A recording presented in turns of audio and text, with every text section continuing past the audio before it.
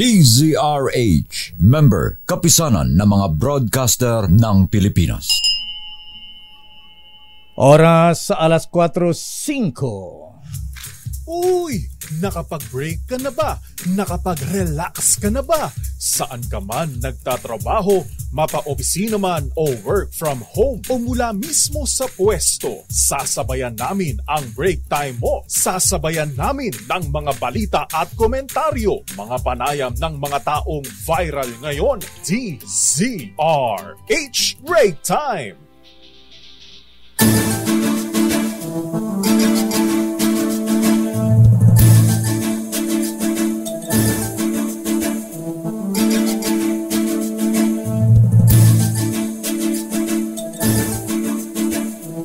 Magandang hapon, Pilipinas.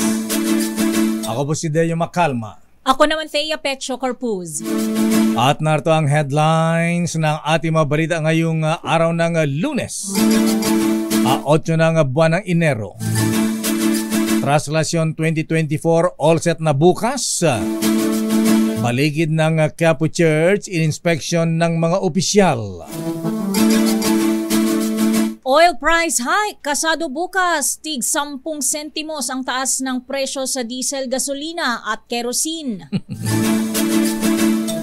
Pagtutok naman sa taas sweldo ng mga manggagawa at inflation rate.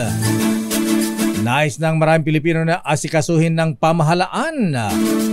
Ito'y batay sa survey ng Pulse Asia.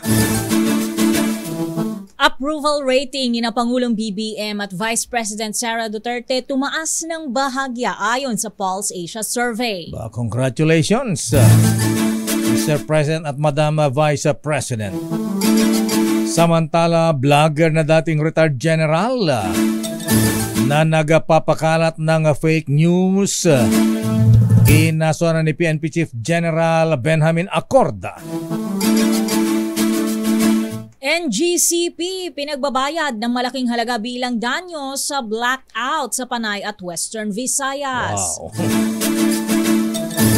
3 bilyong piso inilabas ng Department of Budget and Management para sa repair ng mga eskwelahan sa buong Pilipinas. Senior high school program hindi pa tuluyang binubuwag. Pinaghihinay-hinay lamang ang SUCs at LUCs ayon sa CHED.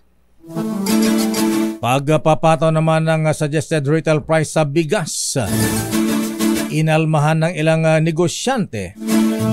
Ilang gulay mula Benguet, ibinebenta naman ng tig 20 pesos kada kilo doon sa Marikina. Death toll sa magnitude 7.5 na lindol sa Japan pumalo sa 161, higit 100 pa nawawala. At sa detalye na ating mga balita, ininspeksyon na ng ilopisyal ng pamahalaan ang Quiapo Church at paligid nito bilang paganda sa traslasyon na 2024 bukas. Pinangunahan ni na DILG Secretary Benhar Abalos, Manila Mayor Hani Lacuna at PNP Chief General Benjamin Acorda. Ayon kay Mayor Lacuna, handa na ang lokal na pamahalaan ng Maynila sa pagbabalik ng normal na translasyon ngayong taon. Sinabi ng Mayor na nakapreposisyon na rin ang medical teams na aalalay sa mga deboto sa translasyon. Tulong-tuloan niya ang iba't ibang ahensya ng pamahalaan, katulad na lamang ng Philippine National Police, Bureau of Fire Protection, MMDA, at iba pang sangay ng pamahalaan alinsunod na rin sa utos ng Pangulong Ferdinand Bongbong Marcos na dapat ay maging maayos ang traslasyon. Samantala, nakahanda na ang Light Rail Manila Corporation para sa pagdagsa ng mga deboto sa pista ng Itim na Nazareno bukas January 9. Ayon kay LRMC spokesperson Jackie Gorospe, katuwang nila ang Philippine National Police at Armed Forces of the Philippines sa pagdagdag ng seguridad sa mga istasyon na malapit sa ruta ng traslasyon. Kabilang dito ang United Nations Central Station, Carriedo Terminal, Carriedo at Doroteo Station. Bukod dito, papayagan pa rin makapasok sa loob ang mga deboto debotong nakayapak o walang sapin sa paa. Samantala, wala namang magiging pagbabago sa oras ng operasyon ng LRT-1 kasabay ng Traslasyon 2024. Samantala, bad news.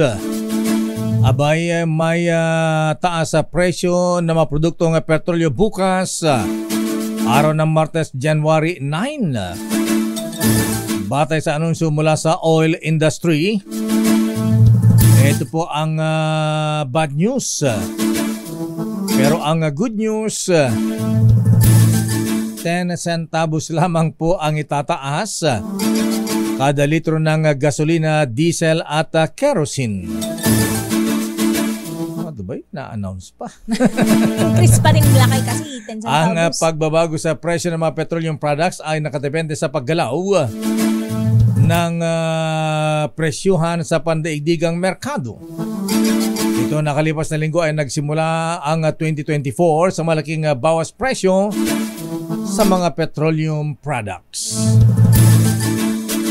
Sa iba pang balita ay binibenta ng mahigit 20 pesos kada kilo ang repolyo, labanos at wombok sa isang tindahan sa Provident Village, Marikina. Nanggaling pa ng Benguet ang mga gulay na umano'y hindi tinanggap sa mga palengke dahil sa dami ng supply. Ayon kay Lynette Bernardo, tindera ng naturang tindahan, nakiusap na sa kanya ang mga magsasakang saluhin ang mga gulay dahil wala na silang panggasto sa biyahe at mabubulok lamang ang mga ito sa kanila.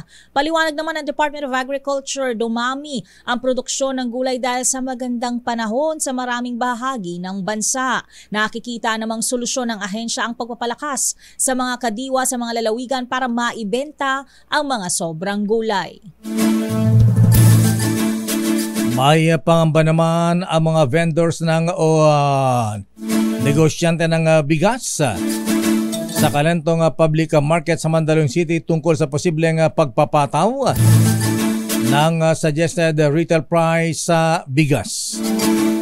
Sa panayam ng DJ Racel, ang mga may-ari ng bigasan, hindi dapat anya sila malugi sa ipapataw na price ceiling ng Department of Agriculture. Paliwanag ng mga vendors ng bigas, nagtaas na ng 100 piso kada sako ng bigas mula sa mga suppliers. Nilinaw naman nilang pabor sila sa pagpapataw ng SRP, ngunit hindi dapat manatiling masyadong mababa kesa kuha nila sa mga suppliers.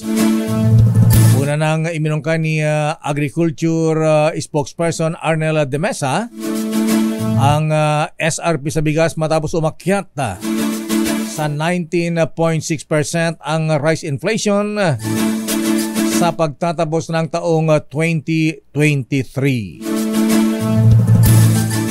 Usaping inflation dahil inflation pa rin ang nangungunang concern ng mga Pilipino ayon sa latest survey ng Pulse Asia. Sa nasabing survey, lumalabas na 72% ng Pinoy adults ay kinukonsiderang ang pagkontrol ng inflation ng urgent national concern ng Marcos administration. Pangalawang national concern ang pagtaas sa sahod ng mga manggagawa. Samantala, least concern naman ng mga Pilipino ang pagtulong sa maliliit na negosyante na nasa 11%, pagpatupad sa rule of law na nasa 10%, bawas sa pagbabayad ng taxes at pagpromote sa kapayapaan. Gayon din ang pagprotekta sa kalikasan na nasa 7%, pagdepensa sa national territorial integrity na nasa 6%, pakikipaglaban sa terorismo at pagprotekta sa overseas Filipino workers na parehong nasa 5%. Ang survey ay isinagawa mula December 3 hanggang 7, 2023 sa 1,200 na respondents. Samantala, handa na sa worst case scenario ang Philippine National Police sa prosesyon ng Nazareno na gaganapin bukas sa Quiapo, Manila. Ayon kay DILG Secretary Benhar Abalos, isinagawa inspeksyon sa paligid ng Quiapo Church at may nagpakalat din ng mga medical personnel para sa mga debotong sakaling kumailangan ng atensyong medikal. Sinimulan nang i-deploy ang 15,000 na members ng PNP sa Maynila simula ngayong araw. Samantala sa panig ng Quezon City Police, aabot naman sa 1,500 taon nila ang i-deploy din sa traslasyon ng itim na Nazareno. Pinanguna ni General Redrico Maranan ang ceremony para bukas at tiniyak din ng Quezon City na hindi maapektuhan ang deployment ng kanilang mga tauhan sa regular na security naman sa lungsod ng Quezon. At sa panig naman ng Manila Police District, nasa ating linya ang Chief ng Manila Police District, si Colonel Arnold Thomas Ibay. Alamin nga natin kung ano naman ang kanilang paghahanda, may pagbabago ba? At ano kaya ang kanilang inaasahan na bukas? Colonel Arnold Ibay, sir, magandang hapon na imbang malem. Apo Coronel, sir. Yes, sir. Good afternoon, Sir Deo and Ma'am Thea. Katulad po ng nabanggit nyo, naka full alert po kami rito, hindi lang po rito sa may Quiapo, ganon din po sa may paligid po ng Quirino Grandstand kasi nandun po ngayon yung pahalik natin. Ang pila po natin ay nandun na po sa may Rojas Boulevard. Wow, haba. Dumadami na po ang tao at inaasahan pa nating dadami ito. Gawa po ng siyempre paggabi at mas malilim na, mas natagsa na po mga deboto natin. Naku, ang init ng panahon na Apo Colonel Ibay, sir. Ayan, mula kanina wala bang mga hinihimatay sa tindi ng init ng araw, sir? Naka-high blood. So far, alam mo po, unang-una ay binabanggit ko po napakainit, hindi lang po sa Quiapo, kundi dyan na rin po sa may Quirino Grandstand. So far, wala pa po tayong nare-record. Tungkol naman po doon sa deployment ng kapulisan natin, ay lalo pa po nating dinagdagan, Kasi nagsisidatingan na po yung mga augmentation namin mula po sa QCPD, nandyan po sa Southern Police District, lahat po ng distrito po, Police Districts ng Maynila, at maya-maya po darating na po yung augmentation namin mula po sa PRO 4A at PRO 3. Para po dire-diretso na yung deployment hanggang bukas po, hanggang kinagabihan habang prosesyon po ng Nazareno. Ibig sabihin po ba nito ay bawal ang lumiban sa kanilang mga kinatatayuan ngayon dito sa MPD? Opo, matagal na po kami naka-full alert. Actually, karugtong lang po ito mula po nung December 30 na una pong nagkaroon po ng Thanksgiving motorcade. At ngayon po, dito po ngayong hapon o mamayang gabi naka-full blast na po ang deployment namin. Nag-inspection na rin po kanina ang aming SILG, ang aming Mayora, ang aming Chief PNP at ang aming Regional Director. Para tingnan lang po kung maganda po yung latag natin at kagaya po ng lagi naming binabanggit, yung mahihina po yung katawan, yung meron pong sakit, iwag na po silang sumalang bukas sa prosesyon. Doon po mismo sa traslasyon dahil doon po ang talagang maraming tao at siksikan. Opo. Sabi ni Secretary Abalos sa kanina, General Colonel Ibay, sir, ay aabot ng 15,000 na taon ng PNP ang i-deploy. Ito ba ay mas marami kumpara sa mga nakalipas na panahon o ganito rin po ang kadami ng bilang? Mas marami po ang dineploy po natin dito. Bakit, sir? Dinagdagan po ito, ayon po sa pangangailangan na ni-request namin. Unang-una po, ang kapulisan po ng Manila ay hindi po sapat para i-secure po ito. Pangalawa po, hindi naman po namin pwedeng iwanan yung mga lugar po sa Tondo. Yan po sa may Santa Mesa, sa Sampaloc. Kasi meron pa rin pong dapat magbabantay doon. Kaya pinagtulong-tulungan po namin ito.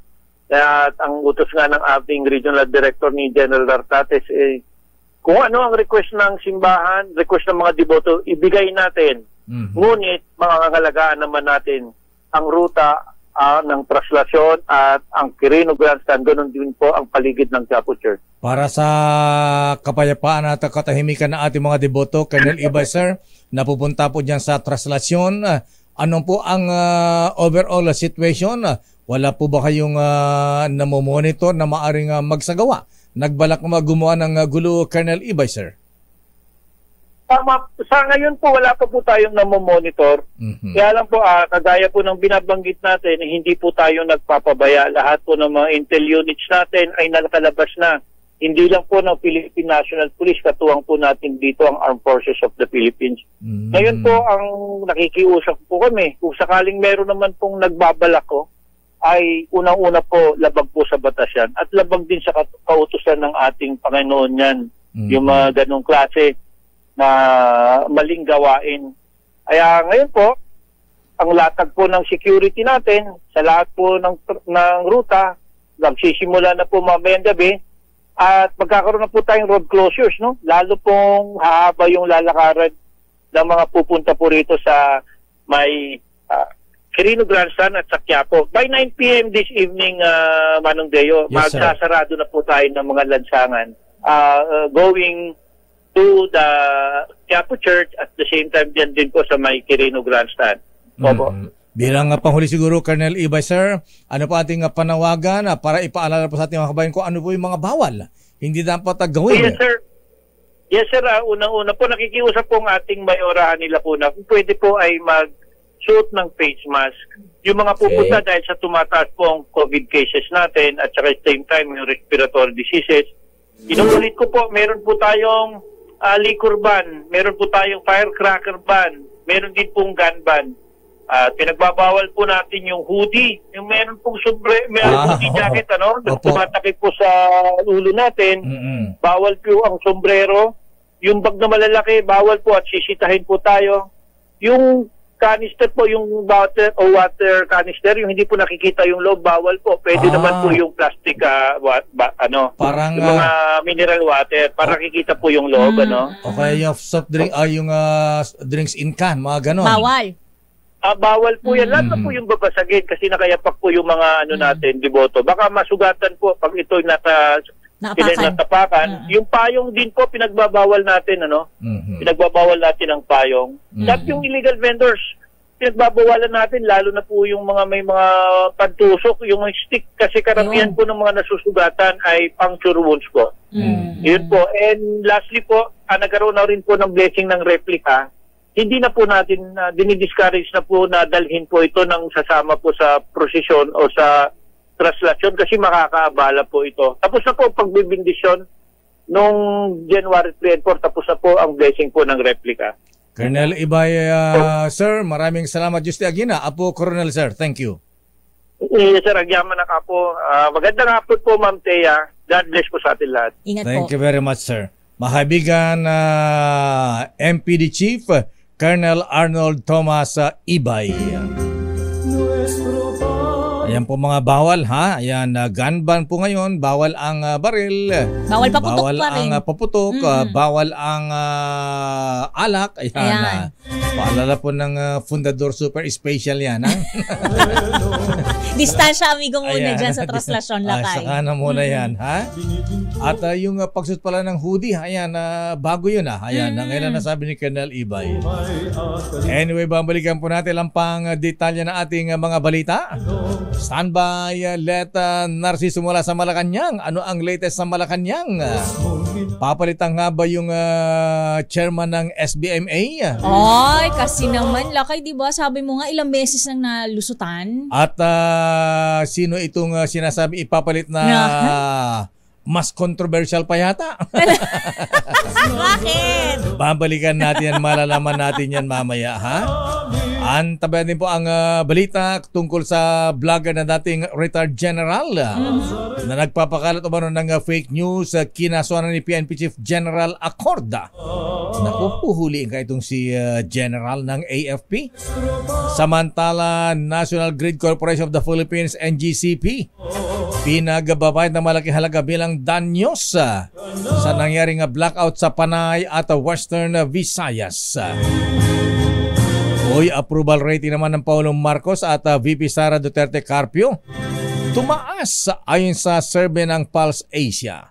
Ang detalye po ng mga balitang yan sa ating pagbabalik sa palatuntunang Break Time. RH Break Time. Oras, Mr. Cesar Lee. Mr. Michael is my guy. Alas 4:30. Teka muna. 25 pa na lang. Mali yung malabo na talaga. Oras, alas 4:25. Yan. RH Break Time. Oras, Miss Thea. Alas 4:31.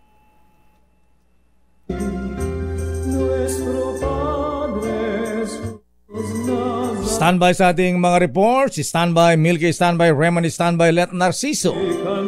Kung Unahin natin ang situation sa may Quirino Grandstand kung saan nagsimula ng dumagsa ang mga tao para sa pahalik sa itim na Nazareno. Nako, ang tindi ng sikat ng araw, ang init dyan na Christian. Sana'y wala naman ng hinihimatay dyan ng mga senior citizens. Ano? Alamin nga natin, report mula kay Christian Man, yung mga deboto na itim na Nazareno nagsimula ng magdagsaan sa Quirino Grandstand sa may Luneta. Christian Manyo, please come in. Christian. Lakay, tulad nga ng inaasahan ay unti-unti nang kumakapal at dumadami ang bilang ng mga deboto ng itim na Nazareno dito sa Quirino Grandstand sa lungsod ng Maynila. Para yan sa tuloy-tuloy na pahalika o yung paghaplos at pagpunas ng panyo at bimpo sa imahe ng puon, at para na rin sa vigil at programa ng Quiapo Church dito sa Quirino Grandstand ngayong alas 6 ng gabi. Nasusundan naman ang Misa Mayor na pangungunahan ni Manila Archbishop Cardinal Advincula Jr. bago ang inaabangang traslasyon bukas sa madaling araw mula dito sa Quirino Grandstand patungo naman ng Quiapo. Sa numero na inilabas sa Manila Police District, nasa mahigit 40,000 deboto ang nagtungo dito sa Grandstand mula nang simula ng pahalik noong Sabado ng gabi, at inaasahan nga na tuluyan itong lolobo ngayong hapon hanggang mamayang madaling araw. Samantala, lalakay, lalo pang naghigpit ang seguridad ng PNP dito sa Quirino Grandstand at nagsimula na ring magdatingan at pumosisyon ang mga pulis mula sa iba't ibang lungsod. Lakay, sa kasalukuyan ay nagsisimula na rin yung pag-iensayo ng iba't ibang grupo dito sa Quirino Grandstand para nga sa programa na gagawin ng Quiapo Church dito simula mamayang alas 6 ng gabi. Yan muna, Lakay, yung latest mula dito sa Quirino Grandstand. Yes, Lakay. Ano nga klase nga programa? May nakita ko mga banda rito, banda ron. Drum and bugle, drum and lyre.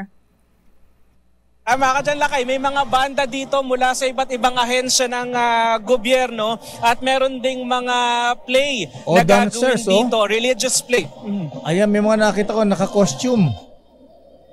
Tama ka dyan, Lakay. Ayan nga yung nasa likuran ko, yan yung banda ng Manila LGU, kung hindi ako nagkakamali. Ano? At nandito rin yung iba't ibang grupo na magper-perform ngayong gabi sa kasagsagan nga nung vigil at programa bago yung pagsusimula ng Misa Mayor mamayang alas 12 na madaling araw, kung saan pagkatapos ng, Lakay, mamayang madaling araw magsisimula nga yung traslasyon o yung pag-usad ng andas mula dito sa Quirino Grandstand patungo ng Quiapo Church. Ayan, so maaliw pala yung mga nandyan. Kaya lang hindi ba masira naman yung solemnity ng ng naging festive masyado na, Lakay, no? Christian.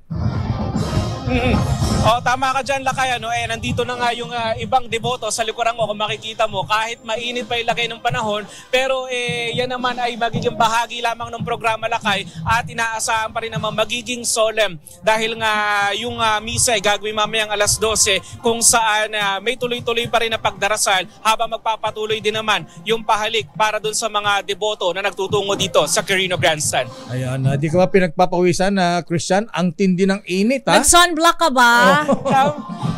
Nag-sunblock. Pero, Lakay, ang sinabi nga ng Manila Local Government Unit, naglabas sila ng abiso ngayon, mas mainit nga yung lagay ng panahon ngayong araw kumpara nitong mga nakalipas na araw kung saan umabot ang heat index ng 36 degrees Celsius. Kaya abiso, Lakay, ng Manila LGU sa mga deboto na magtutungo dito, tiyakin na hydrated at magpahinga every 30 minutes dahil nga bukas, Lakay, ayon sa Pag-asa at ganun din sa Manila LGU, mas mainit na lagay ng panahon at temperatura ang aasahan sa kasagsagan ng traslasyon. Ayan, dapat isuot nyo yung uniform nating dry fit. Ayan.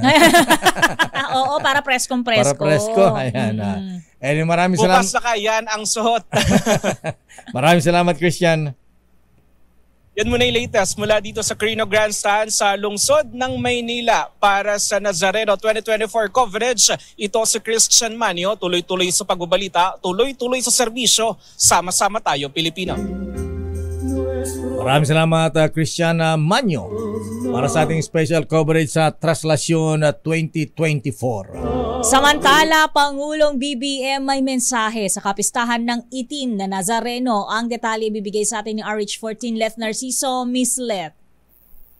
Isaiah Lakay bilang pakikiisa sa milyon-milyong Katoliko sa pagdiriwang ng pista ng Poong Itim na Nazareno, hinikayat ni Pangulong Ferdinand Marcos Jr. ang mga Pilipino na tuklasin ang inner strength at bagong kahulugan ng pag-asa at layunin.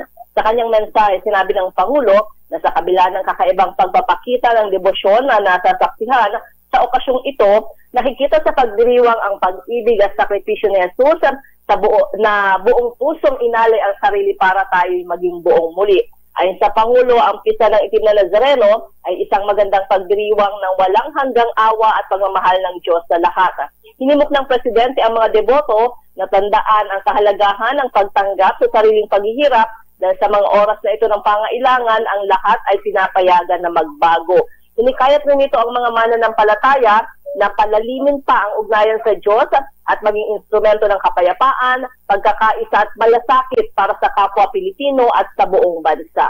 Para sa kauna-unahan sa Pilipinas, yes, Lakay. Ano nga sabi ng Malacanang, natuwa ba ang Pangulong Marcos at tumaas muli ang kanyang approval at trust and approval rating batay sa latest sabi ng Pulse Asia?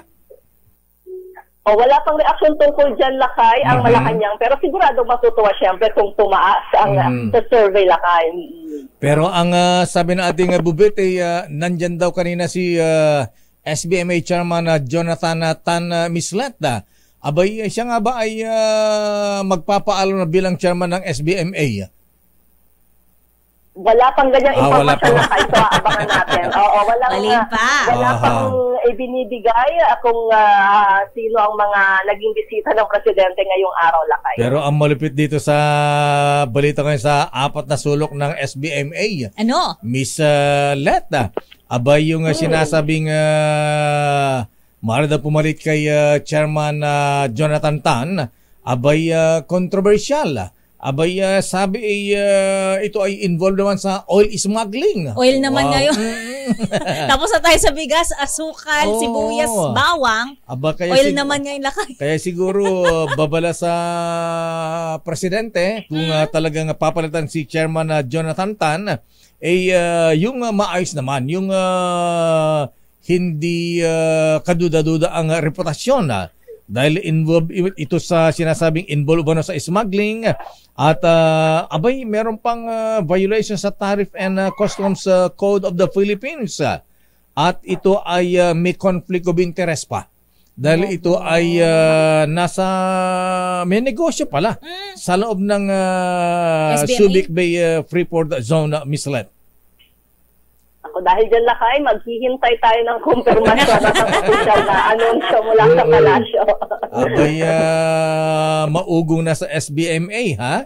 Sabi kong papalitan si Chairman Tan, sana naman yung maganda ang credibility, maganda ang reputation, at walang conflict of interest.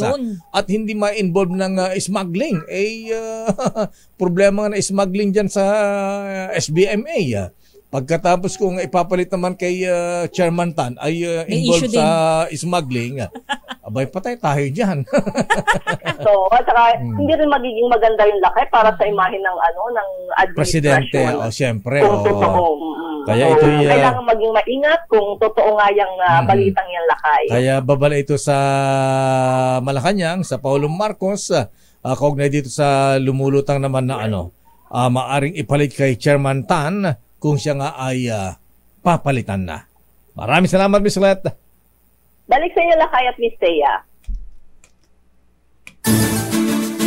Samantala, sa iba pang mabalita, Senator Amy Marcos, kinundi na ang 100 pisong bayad daw para sa pirma ng mga pumapabor, nagsusulo ng People's Initiative sa iba't ibang mga probinsya. Meron nga bang ganyan talaga, Raymond? Abay, para ba ito sa People's Initiative para sa charter chains? Alamin natin about mula kay Aris number 28. Meron na ba sa Ilocos niyan? Aris number 28, Raymond at Paas, please come in. Raymond. Mayor Mr. Kinundinaan ni Senador Amy Marcos ang pangangalap ng pirma sa iba't ibang mga congressional districts para sa People's Initiative bilang paraan ng chacha o charter chains kapalit ng 100 piso. Ayon kay Marcos, hindi for sale ang ating saligang batas. Kakahiya ang ginawa sa ilang mga congressional districts at mga local government units na nagbabayad pabor sa Chatcha sa magitan ng People's Initiative. Ilan sa mga impormasyon na tinanggap ng senador ay ginagawa ito sa Region 1, Region 7 at Region 8. Target nilang makakolekta ng 20,000 na pirma pagdating ng January 13. Una nito ibinulgar ni Albay Congressman Elsen Lagman na ginagawa na ito sa kanilang lalawigan. May nagpapapirma sa mga residente kapalit ng tig-100 piso pabor umano sa People's Initiative bilang paraan ng Chatcha. Para sa kauna-unahan sa Pilipinas, DZRH, ito si Raymond Advance, tuloy-tuloy sa pagbabalita, tuloy-tuloy sa serbisyo, sama-sama tayo, Pilipino. Maraming salamat, Raymond. Samantala, gobyerno dapat mag-double time para mapababa ang presyo ng bigas sa harap ng paghupa ng inflation rate noong Disyembre. Ang detalye hatid mo RH12, Milky Regunan. Manang Milky. Kaya at lakay, dapat i-boost ng gobyerno ang lahat ng pagsisika para maibaba ang presyo ng bigas. Reaksyon to ni Congressman Joey Salceda, Chairman ng House Committee on Ways and Means, sa paghupa ng inflation rate sa 3.9% noong Disyembre na parehas sa projected target range na 2 to 4% ng Bangko Sentral ng Pilipinas noong 2023. Ayon kay Salceda, bumilis sa 19.6% ang pagtaas ng presyo ng bigas habang ibang commodity prices ay kontrolado na. Inahalimbawa ni Salceda ang 12.2% na inflation rate sa mga prutas dahil sa seasonal consumption sa kasagsagan ng Kapaskuhan, habang ang corn inflation ay negative at 0.2% lang ang inflation sa karne. Dapat bantayan ayon kay Salceda ang pagtaas ng presyo ng bigas sa world market, kaya kailangan tumutok ang gobyerno sa iba't ibang import sources at pagpapalakas sa local harvest. Kabilang sa mga dapat ikonsidera ay ang Myanmar, kung saan maaari umunang mahipagnegosasyon na exempt ang Pilipinas sa rice export ban. Winelcome naman ni Congressman Salceda ang tariff rate na ipinataw ni Pangulong Bongbong Marcos para naman sa non-ASEAN rice imports na 35% mula naman sa dating 50%. Para sa kauna-una sa Pilipinas, DZRH, ako si Milky Regunan. Tuloy-tuloy sa pagbabalita, tuloy-tuloy sa serbisyo, sama-sama tayo, Pilipino. Maraming salamat, Manang Milky Regunan. Standby, para sa mga hindi pa nakapanood ng mga pelikula sa Metro Manila Film Festival. Nood tayo, lakay. Oo nga ha. Gusto ko mapanood yung Majoha. Ano ba yan? Gumbursa. Gumbursa. Ganda daw. Extended daw hanggang ngayong linggo. Ayan. Aba, congrats sa mga taga Metro Manila Film Festival organizers. Abay, umabot to sa mahigit 1 bilyon ang kinita. Naka-ROI na sana yung mga producers natin. Standby sa report, Miss Aliyah. At eto na mahabigan, kababayan pala nila kay Ray Sibayan. Yung retired general na kinasuhan ni PNP Chief General Acorda. Babalikan po natin ang detalye na mabalitang yan sa ating pagbabalik. Oras, Mistea. 16 minutos bago mag-alas 5. Break time! Oras kanap na alas 4:46 at balikan natin ang detalye na ating mga balita. Kinasuhan na ng paglabag sa cybercrime law ang retired Army General na si Brigadier General Johnny Macanas. Taga La Union ba ito, Lakay Ray? Kababayan ba ito? Ha? Banggar may kunana. Taga Banggar La Union. Ay, apo, anyamutan. Dahil sa mapanirang post ito, ukol kina General Acorda at AFP Chief General Romeo Browner. Naghahain ng kaso laban sa dating Army General na ngayon ay vlogger. Inihain ni Police Chief Benjamin Acorda Jr. sa Quezon City Prosecutor's Office kanina umaga ang nasabing kaso. Ayon kay Colonel Jean Fajardo ng PIO ng PNP, mismong si General Acorda ang nagtungo sa Prosecutor's Office kaninang tanghali. Batay sa kumalat na video at sinasabi ni General Macanas sa kanyang vlog, kinakausap daw ni na General Acorda at General Browner ang Pangulong Ferdinand Bongbong Marcos Jr. na magbitiw na sa kanyang tungkulin bilang presidente ng Republika ng Pilipinas na mariing itinatanggi naman ngayon ng dalawang general. Ano mangyayari kay General Macanas kaya ngayon? Makulay ang buhay, Lakay. May picture siya dito. Yan, sino yung kasama? General Bantag? Ano kayong common Si Boy denominator Granada. nila, Lakay? Oo nga, BFF ba sila ni General Bantag? Yet to be confirmed. Okay. Samantala, natapos na ang mahigit kalahati ng proyektong Farm to Market Roads ng Marcos administration. Sa pahayag ni Pangulong Bongbong Marcos, nasa 131,410 and 66 kilometers ang kalsadang gagawin para sa Farm to Market Road Network Program, kung saan ayon kay Pangulong Marcos, naitayo na ang mahigit 67,000 kilometers. Layunin ng proyekto na mapalapit sa isa't isa ang mga producers sa merkado, pati na rin ang agricultural sector. Samantala, may report si Edniel Parosa. Armed Forces of the Philippines magiging bukal ng bukal? Ayan. Magiging bukal ng pagkakaisa ang traslasyon. Lali naman yung bukal bukal ng kapayapaan. Bukal spring of unity. Harmony, mga brethren. Unity and harmony, kuya nga birthday boy Dado Melegrito, O nga pala, happy birthday Mosorciful Grandmaster Don Ramas Oypiching. May celebration ba sa Grand Lads Mosorciful, sir? Alamin natin ang report mula kay Edniel Parosa. Edniel, please come in. Edniel. Lakay at Ms. Dea, nagpaabot ng pakikisa ang Armed Forces of the Philippines sa pagdiriwang ng pista ng Itim na Nazareno. Sa kanyang mensahe ngayong hapon, tiniyak na AFP Chief of Staff General Romeo Bronner Jr. ang kaligtasan at seguridad ng milyon-milyong limotong dadalo sa traslasyon, katuwang ang iba pang ahensya ng pamahalaan. Ayon kay Bronner, umaasa siyang magiging bukal ng inspirasyon para sa pagkakaisa ng sambayan ng Pilipino ang kapistahan ito ng mga Katoliko. Nanawagan ng hepe ng sultahang lakas sa mga namamanata na umiwas sa kaguluhan sa kasagsagan ng panalangin naman para sa iilan.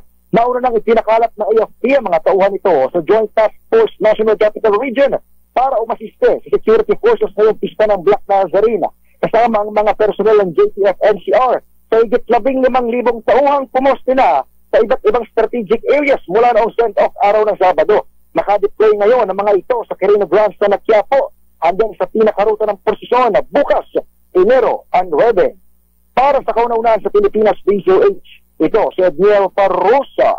Tuloy-tuloy sa pagbabalita, tuloy-tuloy sa serbisyo. Sama-sama tayo, Pilipino. Maraming salamat, Edniel Parosa. Abay, sino ba itong, ba't ba masyadong controversial yung taga-SBMA na may utang na 1.3 billion pesos sa gobyerno? Naman, Lakay. Ano yan, tax? Oo nga, arrears. Ayan. May negosyo ka ito sa SBMA Ay, hindi nagbabayad ng mga ini-import na langis. Aba. Supplier ba ito ng langis? 1 billion 1.3 billion pesos na utang. Samantala, tumaas ng 3% ang approval ratings ng Pangulong Bongbong Marcos Jr. habang 1% naman ang nadagdag sa rating ni Vice President Sara Duterte Carpio. Tahimik ang Vice President Sara ngayon, nakakabingi. Nakakabingi katahimikan. Sa latest survey ng Pulse Asia, pinakamataas na nakuha ng approval na 74% and the trust rating na 78%. Si Duterte kumpara sa 4% na pinakamataas opisyal sa bansa. Pangalawa lamang ang Pangulong Marcos. Talaga. Mas mataas pala ang rating ni VP Sara, Pangalawa si Pangulong Marcos na nakuha ng 68% at 73% approval and trust rating. Pero tumaas. Ayan. Samantalang napanatili naman ni Senate President Juan Miguel Zubiri ang 49% na approval at 51% trust rating. Habang kabilang sa pinakamababang approval rating si Speaker Martin Romualdez na 39%. Ang survey ay sinagawa noong December 2023 sa 1,200 adult respondents at merong plus minus na 2.8% error margin pero 95% confidence level. Samantala, pagpapaliwanagin sa Senado ang mga opisyal ng gobyerno mula sa energy sector kaugnay ng nangyaring blackout sa Panay at Negros Island noong Miyerkules. Bukod sa mga energy official mula sa DOE, ERC at NEA ay haharap din ang mga opisyal ng NGCP at power suppliers sa Western Visayas. Una nang nagsagawa ang Senate Committee on Energy ng pagdinig hinggil sa NGCP dahil hindi umano nito natatapos sa mga proyekto na lalong mapaganda ang supply ng kuryente sa bansa. Paniwala ni Senator Raffy Tulfo, pinuno ng komite, panahon na upang buwagin o bawiin ang prangkisa na ibinigay ng Kongreso sa NGCP. Samantala, itinanggi naman ng League of Cities of the Philippines, LCP, na nagbabayad sila ng 100 piso sa mga sino mga pipirma para sa People's Initiative sa pagpapalit ng saligang batas o kaya ay charter change. Sa panayam ng DZRA, sinabi ni Bacolod City Mayor Albi Loverboy Benitez, National Chairman ng League of Cities of the Philippines, na naniniwala siyang gusto na rin ng taong bayan na baguhin ating konstitusyon. Binanggit ni Mayor Benitez si Senator Robin Padilla na nanguna sa 2022 senatorial elections na ang pangunahing plataporma ay ang pagbabago ng ating saligang batas. Paliwanag ni Mayor Albi Benitez, hindi naman iboboto ng taong bayan si Robin Padilla kung hindi rin nila gusto ang pagbabago sa ating konstitusyon. Narito si Mayor Albi Benitez ng Bacolod City. Hindi po. No?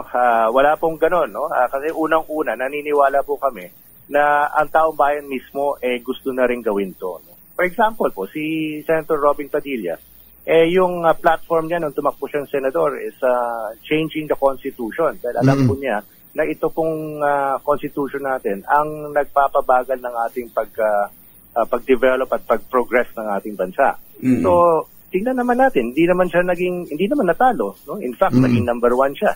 Kung ayaw ng mga taong bayan yon, ito dapat hindi na binoto si Senator Robin Padilla. Sa iba pang balita, isinisi ng Commission on Higher Education o CHED sa transition period ang pagtatapos ng senior high school program sa mga state at local university at college. Sa isang press conference, pinaliwanag ni CHED Chairman Popoy De Vera na hindi na tumatanggap ng subsidiya para sa SHS ang mga public university maliban noong K-12 transition period. Natapos na umano ang nasabing period noong 2021 dahil temporary solution lang ang pagtanggap ng SUCs at LUCs sa senior high school students. Paliwanag pa ng CHED, maraming universidad na rin ang huminto na sa pag-alok ng senior high school dahil kailangan nang gamitin ang mga pasilidad para sa mga college student.